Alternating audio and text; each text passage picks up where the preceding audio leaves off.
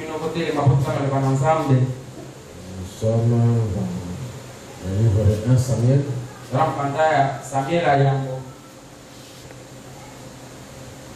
Livre de Samuel, chapitre 5, verset 1, donc jusqu'à 12, qui est le dernier verset du chapitre.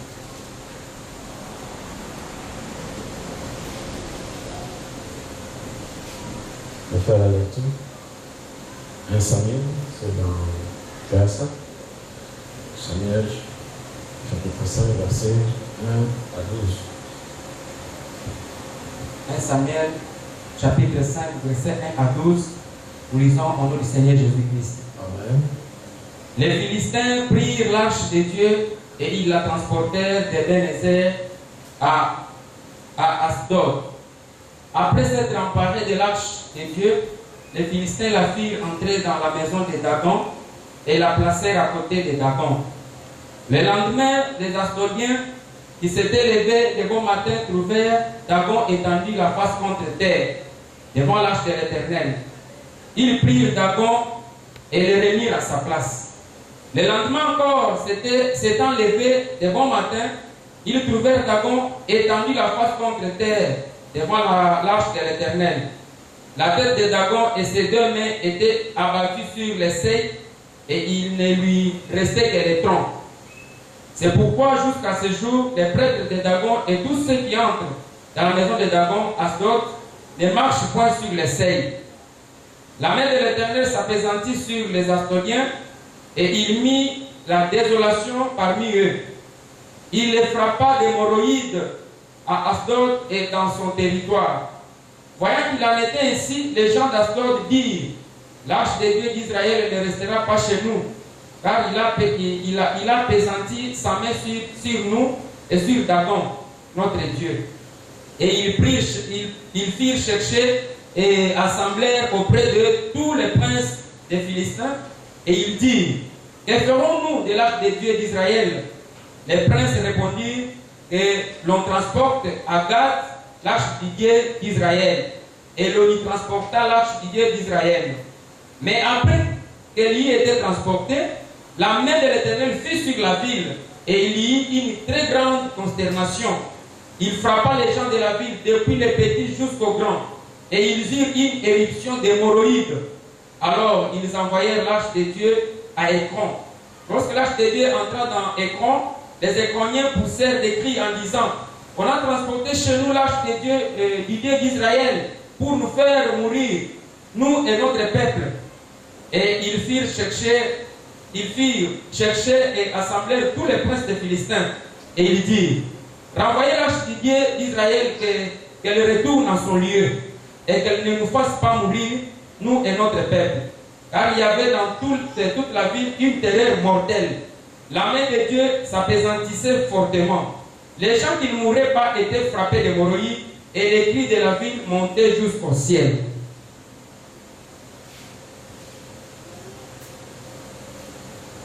Amen, amen, amen,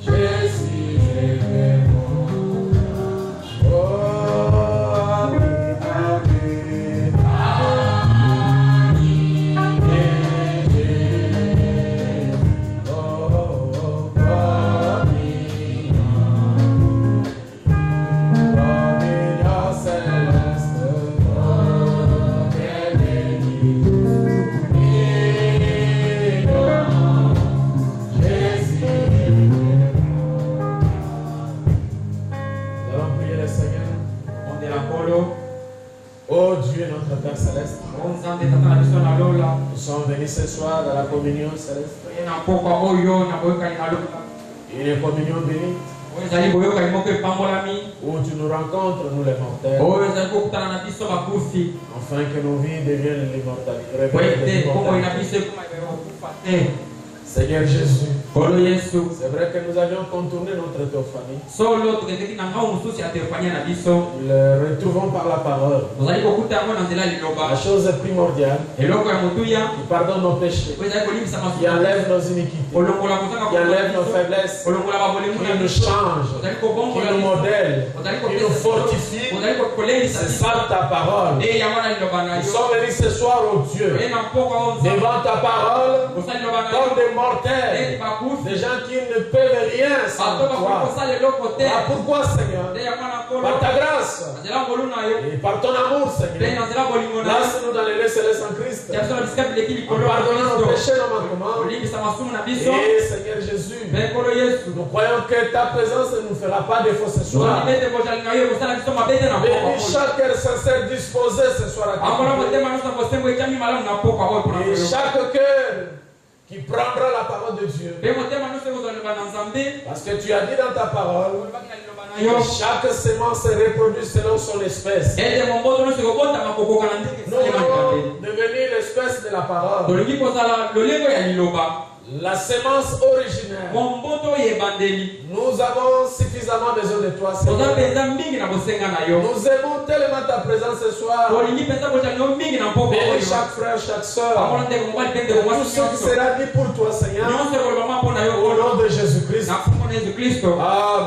Amen. Amen, amen. Amen. Ton frère, ta soeur. Que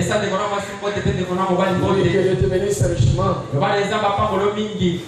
Amen. Amen. Amen. Amen. Ça c'était venu super récent.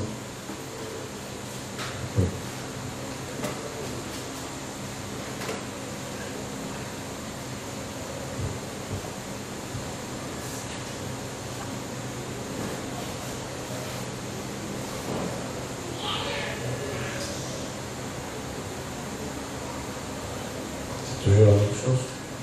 Ça montre combien on est tellement là-bas. Parce que des invitations d'ordinaire et puis normal. Que le Seigneur puisse le donner. Nous serons là.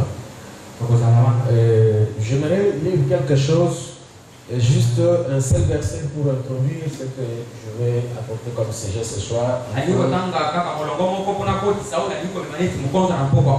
dans la prière. Vous aimez la prière? Nous sommes dans le livre d'Ésaïe, son chapitre 10, le verset 27. Je peux commencer au verset 26. Je prends le verset 27. En ce jour, son fardeau sera ôté du dessus de ton épaule. Et son joug de dessus de ton cou, et la graisse fera éclater le joug.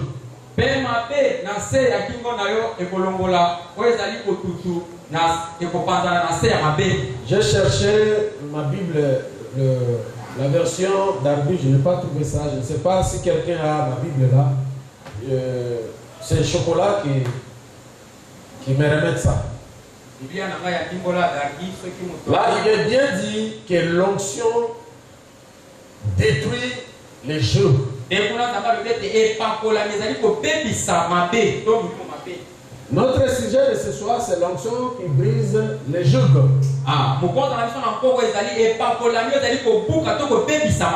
L'onction brise les jougs. Amen, amen. Joug, je ne sais pas, on n'a pas marqué ici, mais c'est quelque chose qui était en forme triangulaire. Il y avait 3 morceaux de bois. On mettait ça comme ça, en forme pyramidale.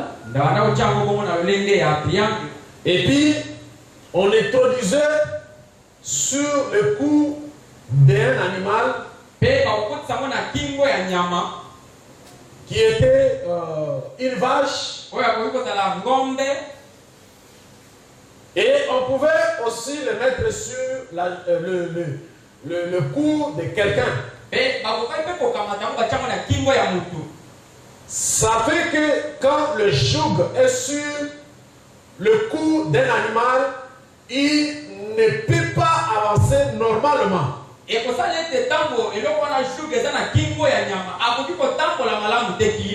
Ça fait tellement un poids, un fardeau sur son cou. Et jusqu'à ce qu'on enlève ça, et la vache peut se déplacer normalement. Et c'était une sorte de chose qui ne lui permettait pas d'aller loin. Il était presque esclave qui pouvait sillonner tout autour à une distance bien déterminée. Et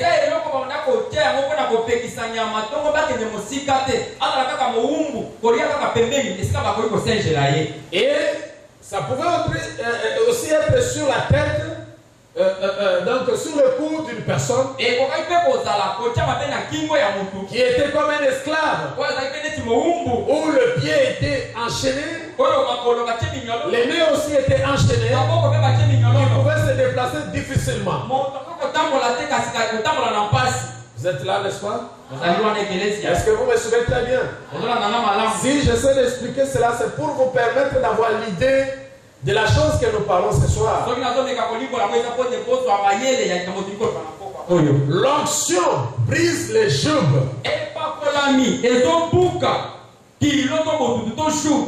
Amen. C'est ça notre sujet ce soir. Mais je sais que quand le frère Joseph en lisant,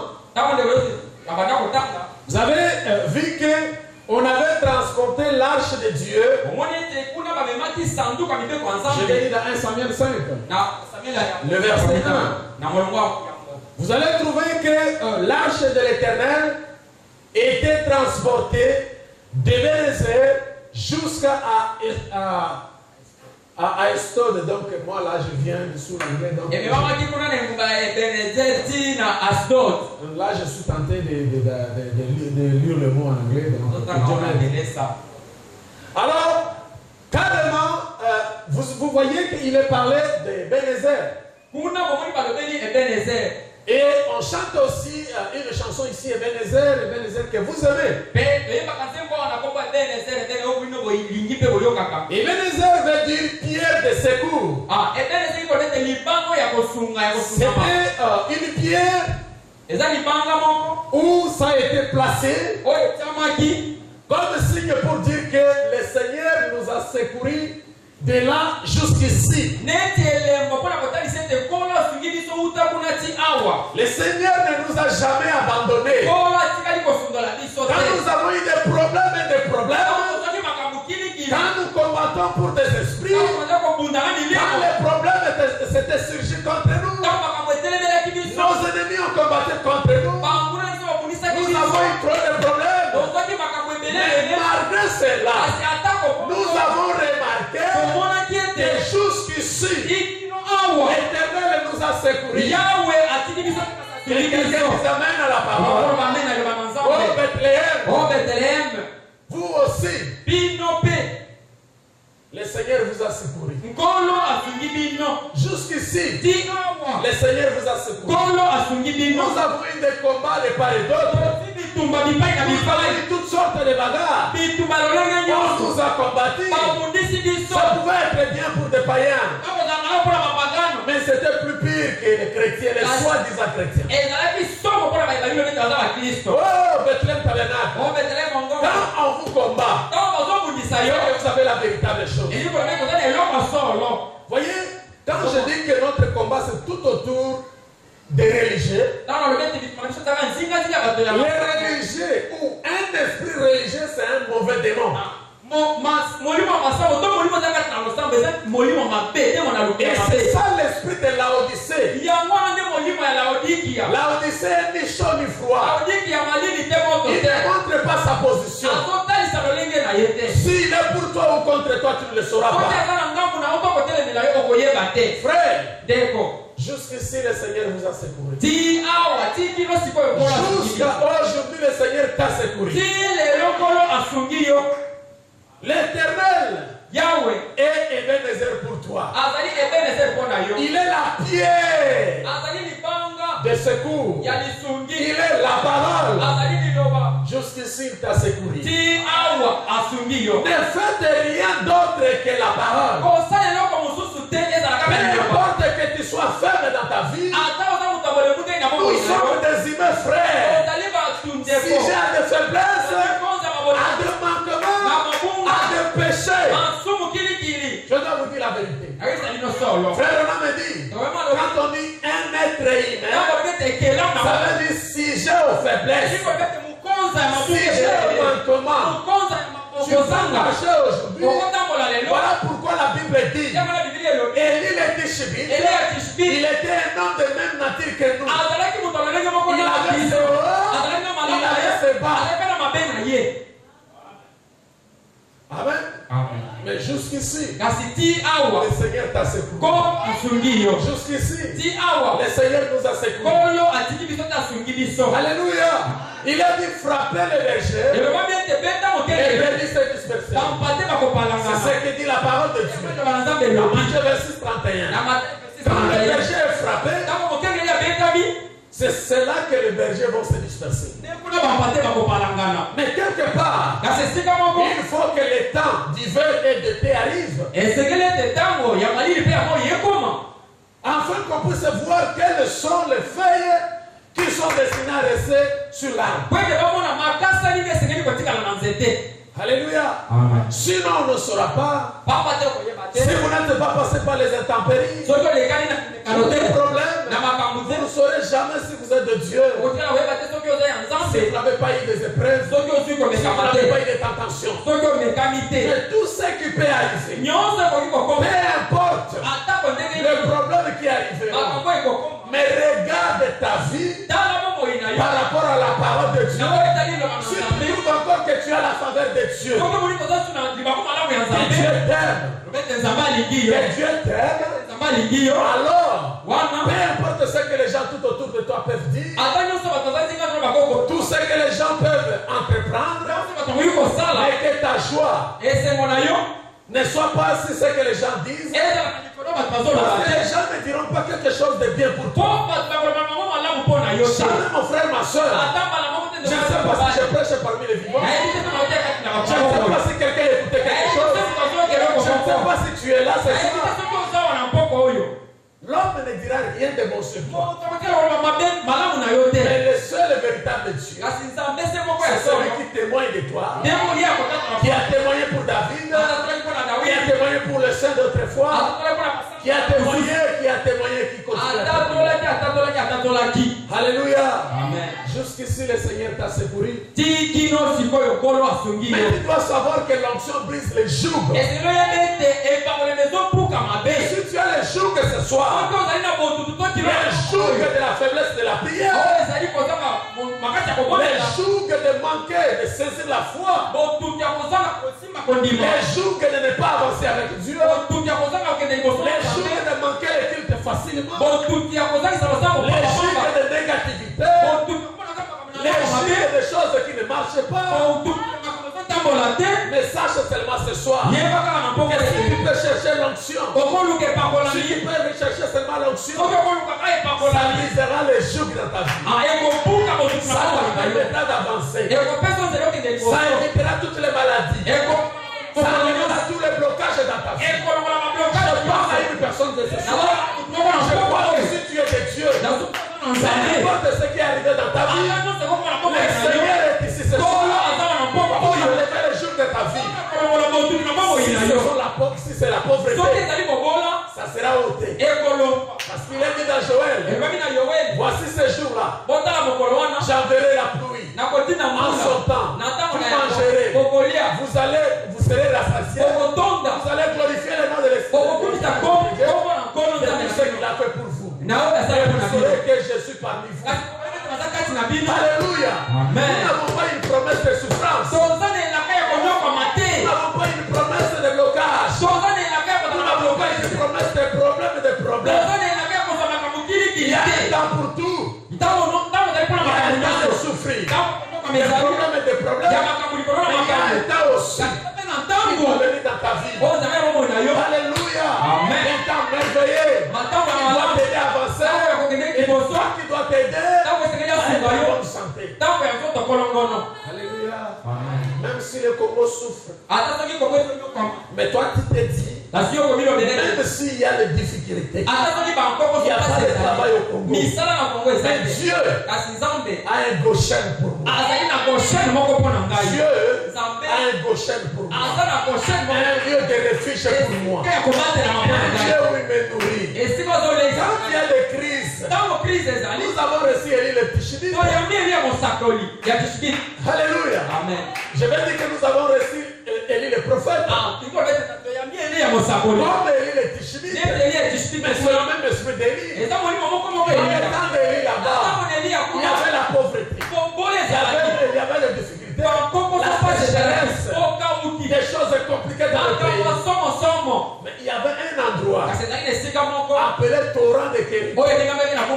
Et Élie le Tishbite devait être amené là-bas. Où la présence du Seigneur devait être avec lui. Où la grâce de Dieu devait être avec lui. Donc il y avait l'onction tout autour de lui. L'onction c'est une personne. Est-ce que vous êtes là ce soir? L'onction c'est le Seigneur Jésus. L'onction c'est une personne. À chaque fois que Frère Branham priait, et que l'onction, il sentait l'onction, il savait qu'il est là. Alléluia. Amen. Il est dit dans la parole, il sera avec nous, même à nous, jusqu'à la fin. Alléluia. Amen. Ce soir, l'Éternel est avec toi. Il veut briser les jougs dans ta vie. Il veut enlever tout ce qui est négatif. Il va te faire braver le chemin. Il va te faire sauter les blocages. Il va te faire sauter les difficultés. Est-ce que tu es là ce soir? Est-ce que tu peux saisir un mot ce soir? Et cela va changer ta vie. Ne voyez pas l'homme qui te parle. Mais l'onction de Dieu sur moi qui te parle de la part du Seigneur. Alléluia. Amen. Dit le ministère. Ce sont les esprits administratifs de Dieu qui travaillent pour Dieu, en faveur de Dieu. Est-ce que tu es là ce soir? Mes frères et sœurs, dans la lecture que le frère Joseph nous a lu ici, les Philistins étaient des adversaires des enfants d'Israël de tous les jours. De tous les jours. Alléluia. Amen. Et vous savez même l'histoire de David qui a combattu aussi les Philistins et qui a terrassé le géant de Philistins. Ils se sont combattus contre l'armée de l'Éternel ou bien Israël. Et ils ont pu prendre l'arche de l'Éternel. Parce qu'ils savent, ils savaient que la force des enfants d'Israël était dans l'arche. Est-ce que vous êtes là? Et l'arche c'est la parole. Remarquez mes frères et sœurs, quand ils ont combattu, ils ont récupéré l'arche. Ils s'en est fini d'eux. Parce que leur force vient de la parole. Leur force vient de ce qu'il est écrit, il est écrit. Ça vient de la loi. Ça vient du message. Si seulement nous pouvons les retirer la parole, ça n'est fini. Et les Philistins ont pris l'arche. Ils ont amené l'arche de l'Éternel jusqu'à placer ça à Asdod. Et c'est là qu'il y avait le temple, le grand temple de Dagon.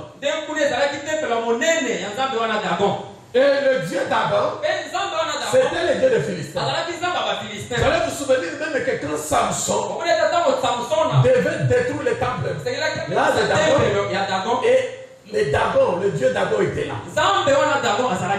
Ils ont amené l'arche de Dieu jusqu'à placer. C'est comme l'estrade ici. Dagon était ici.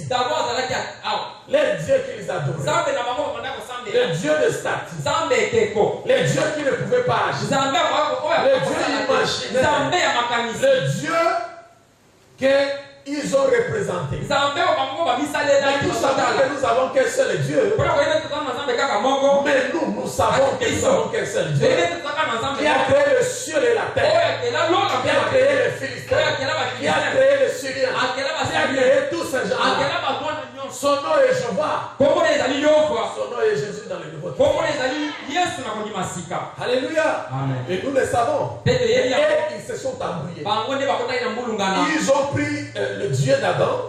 Ils l'ont placé dans le temple. Dans la ville d'Esdod.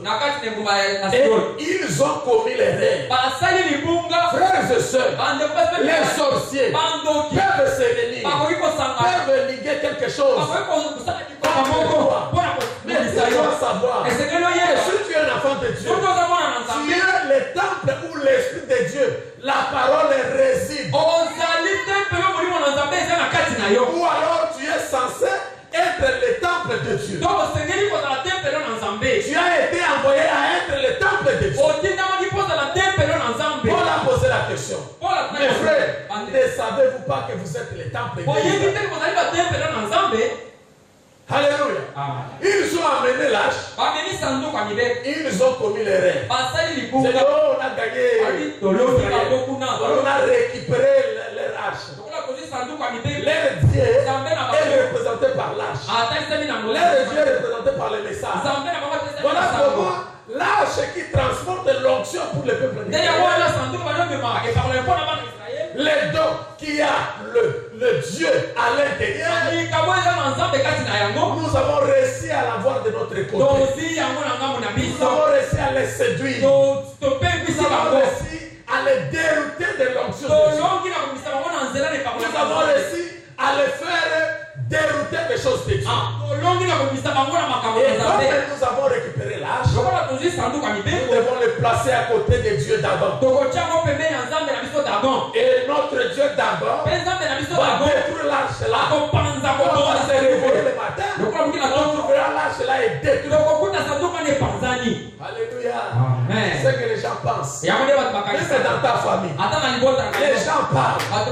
Les gens te critiquent. Il faut y avoir un plan. Vous êtes même allé peut-être dans une fête. Tu as commis le rêve, tu as pris un peu de la bière. Tu as fait ceci et cela. Et on a dit voilà un frère. Voilà un frère. Voilà un frère. Ah, il s'est dit un frère. Ils se sont moqués de toi. Mais ce n'est pas la fin d'une chose. Ça c'est juste le début. Il faut la fin d'une chose qui sont commencées. Ils ont mis point à ta vie. Ils ont mis ça leur fini. Non. Suivez la fin d'une chose. Pas le début. Même quand il y a les coureurs. Aujourd'hui, là, j'étais en train de voir les Jeux Olympiques. En Chine, il y a des gens qui couraient. Mais ils ont bien commencé. Ils ont commencé à se fatiguer. Ceux qui ont fini, c'est juste un peu. Un nombre là limité. Pendant qu'ils ont mené l'âge, ils ont dit le Dieu d'Adam va détruire cet âge. Professeur, quand quelqu'un a la parole, quand quelqu'un se met ses paroles, quand quelqu'un a la vérité, il peut lui arriver de sortir un peu, de faire certaines choses. Cela ne veut pas dire qu'il n'est pas un enfant de Dieu. Cela ne veut pas dire que Dieu l'a abandonné. C'est peut-être la danse indienne. Il est arrivé seulement quelque chose. Dieu ne l'a pas abandonné. Dieu ne veut pas abandonner les enfants d'Israël. Le Dieu tout-puissant qui était dans l'arche, la parole était toujours avec lui. Même si l'arche a été prise captive et on a amené ça à Exode. Mais le même Dieu dont Ésaïe 59 vous dit que sa main n'est pas courte pour pécher, le même Dieu est là, le Dieu esprit. Parce que les vrais adorateurs doivent adorer Dieu en esprit en vérité. Quelqu'un qui amène à la parole. Vous devez représenter un Dieu. Il est un Dieu esprit. Parce que dans tous les âges, Dieu n'a été qu'esprit. Mais Dieu change de forme.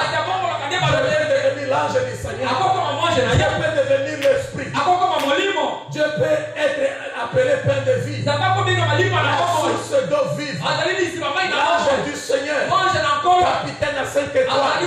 C'est toujours le même Dieu. La manne cachée. Qui se remet dans le désert. C'est toujours le Dieu. Dieu aussi lâche. Dieu est esprit.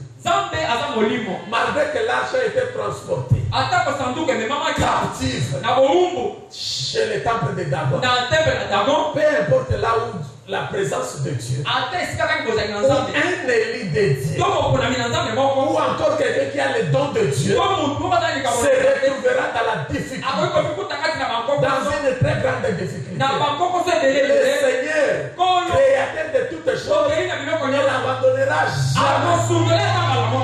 Quelqu'un dit amen à la parole. Quelqu'un peut dire amen à la parole. Quelqu'un peut dire gloire à Dieu. Quelqu'un peut dire gloire au Seigneur Jésus. Est-ce que quelqu'un est là? Peut dire amen à la parole. Notre Dieu est merveilleux. Notre Dieu est merveilleux. Les dons, c'est Dieu. Les dons dans une personne, c'est Dieu dans cette personne. Et c'est la fête de Dieu lui-même. C'est Dieu qui verra à lui. Les dons de Dieu étaient dans l'arche. Les dons de Dieu, c'était la parole. Et cela était là. Ils ont dit, oh voilà, on a reçu. Ils ont fait des cérémonies. Ils ont amené l'arche de Dieu. Ils ont posé ça à côté de Dagon.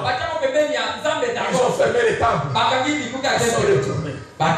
Frères et sœurs, le verset 3 dit, quand ils sont venus le matin, ils ont trouvé le Dieu Dagon.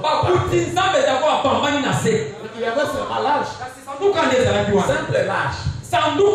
Simple l'arche. Quelque chose qui est fait de bois. Parce que la créature supérieure, c'est l'homme. Mais le bois. Alléluia. Donc il y avait quelque chose à l'intérieur.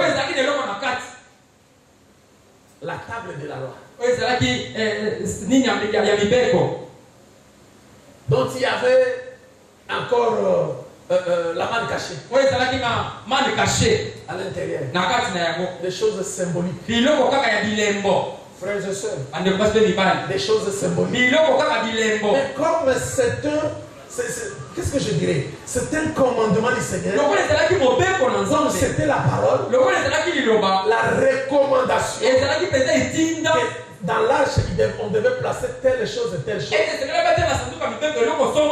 Comme c'est Dieu qui avait institué, Dieu devait être derrière cela. Accomplir ce que lui voulait. Est-ce que vous êtes là? Les choses de Dieu sont bizarres. Quand Dieu dit A, faites A. Si B, c'est B. Est-ce que vous êtes là? Ils ont dit, oh non, peut-être il est arrivé quelque chose. Non, on doit arranger ça. Dieu était encore bon pour eux. Il a dit, non, bon, je fais seulement tomber. S'ils peuvent comprendre le langage là, ils peuvent laisser l'arche de Dieu retourner. Et mon arche de ma présence est retournée dans mon temple. Non, ils ont dit non. Non, c'est peut-être c'était une erreur simplement. Donc on n'avait pas bien placé Dagon. Le soubassement, les ingénieurs sont venus. Ils ont dit non, peut-être tu vois, non, l'arche là n'a rien qui peut faire notre Dieu puisse tomber. Nous les architectes, on avait bien placé ces choses. Je ne pense pas que ça peut tomber. Non, ça peut être juste bon, mettez un peu le niveau. Bon, peut-être qu'à la construction, un Dieu qu'on construit. Un Dieu qu'on construit. C'est grave. Dis-moi, essayons un peu d'arranger, de le placer. Et puis de placer encore quelque chose là. Et on verra. Non, notre Dieu, on a pas on va détruire l'arche. Non, l'arche avait l'onction de Dieu. C'est l'onction qui brise les joues. C'est l'onction qui détruit les joues. Est-ce que vous me saisissez? Mais l'onction, ou bien le péché ne détruira jamais l'onction de Dieu. Ils sont arrangés. Et le Dieu Dagon était revenu. Et marqué. Le lendemain, verset 4. Le lendemain, encore, s'étant levé de bon matin, ils trouvèrent Dagon étendu, la face contre terre. Alléluia. Amen. Notre Dieu est merveilleux. Je vais te dire quelque chose. Si tu les reçois par un amen, ça fera quelque chose dans ta vie. Frère, vous pouvez dormir dans la même maison avec une personne appelée sorcier ou sorcier. Mais si vous êtes de la sémence, la Bible dit, les Élis seront séduits si cela était possible. Mais laissez-moi te dire qu'un Élie ne sera jamais perdu.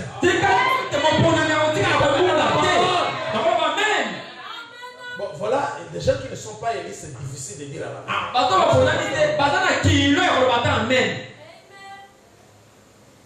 Errez l'homme dont Dieu ne pique pas les péchés, qui ne retient pas ses transgressions. Ah, hier, Joseph avait fait ceci. Pour un enfant de Dieu, la Bible dit, errez l'homme dont Dieu ne regarde pas ses péchés, dont Dieu ne pique pas les péchés. C'est dans la parole. Même les enfants d'Israël avaient échoué. Frère Branham dit qu'ils avaient l'air haut et bas. Frère Branham dit qu'ils avaient le côté moins louable. Mais pourtant Dieu était avec eux. Frère Branham dit que les enfants d'Israël, quand ils marchaient, quand un faisait un caca, l'autre qui venait derrière eux ne pouvait pas dire. Non, non. Probablement dit, il prenait seulement un morceau de bois et tu faisais le désert, le sable, et il faisait tomber le caca de l'autre. Alléluia. Amen. Mais ceux qui ne sont pas de Dieu, ils verront ça.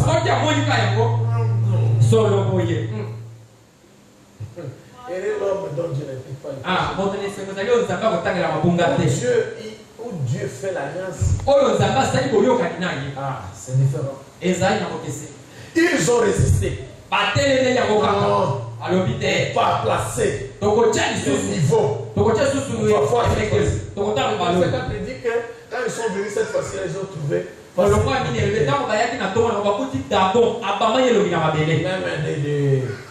Même comment on dit, les bras étaient partis là. En désordre. Et la personne est parlée.